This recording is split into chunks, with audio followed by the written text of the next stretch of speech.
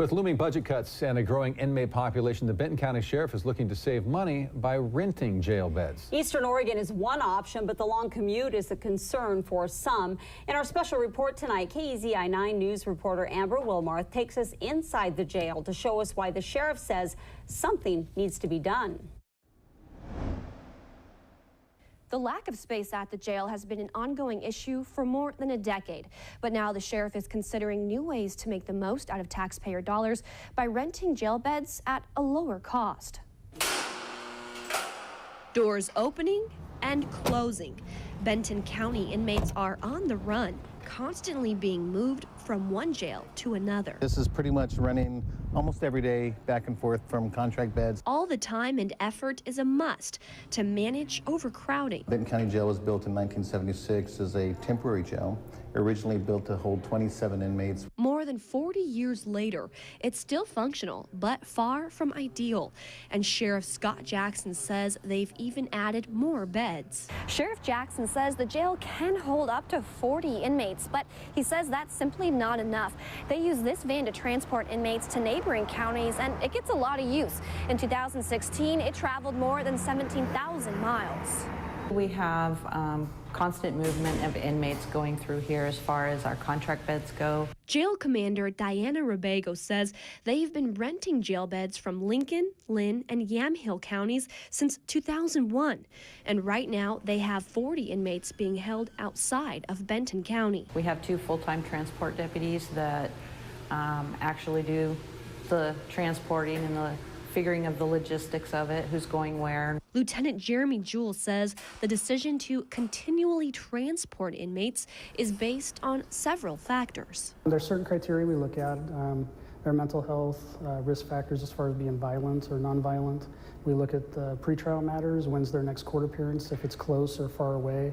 We also look at if they're sentenced. But Sheriff Jackson says the current cost of renting beds has become a burden. Right now, they spend about $95 a day per inmate, but other counties with space are offering a better deal at $70 a day, saving the sheriff's office about $25 per person. It's an amount that Sheriff Jackson says can quickly add up. Right now, we're looking at Norcor, which is the farthest one away, and that's in the Dalles. That one has the most logistical issues with it, transportation, trying to get attorneys back and forth. We're also looking at McMinnville up in Yamhill. We're looking at Columbia County has offered to rent us beds. He says this change could mean renegotiating a contract with their current jails or a new contract in a new location. It's a very cumbersome process, very detailed and very complex, as there's a lot of stakeholders, the courts, the defense attorneys, the families that want to visit. Attorney Jennifer Nash says visiting clients face-to-face is critical to building trust and will be even more difficult if the sheriff's office moves inmates farther away. There are very complicated, very difficult decisions that have to be made by clients, and they need to be able to rely on their lawyers, and they need to be able to trust their lawyers, and they can't do that if they don't know anything about their lawyers and if their lawyers don't know anything about them. And so having that kind of distance makes it almost impossible to develop that relationship.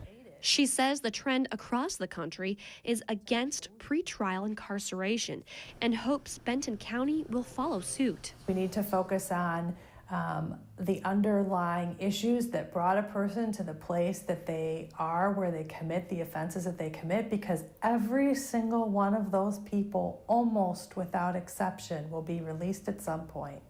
And so what are we going to do with them when they're released? And being released early happens often. Lieutenant Jewell says the jail has a forced release list, inmates that qualify to return to society if the jail becomes overcrowded. He says in 2016, 75 inmates were set free instead of spending time locked up.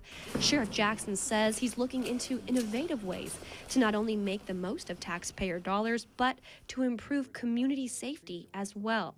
He says the money saved could go towards a home detention or work release program. I truly believe that somebody that has a job and goes to jail for 30 days, it's not really helping them to lose their career and their livelihood when they get out. It's making things worse. So if we can find a method that justice can be served, they can do their sentence and still maintain their livelihood and the means to support their family, that's a good thing. It's all in an effort to slow their revolving door at the jail. Sheriff Jackson says his goal is to have new contracts go into effect by July 1st, whether that means staying with the current counties they have contracts with or new ones altogether. In the studio, Amber Wilmarth, KEZI 9 News.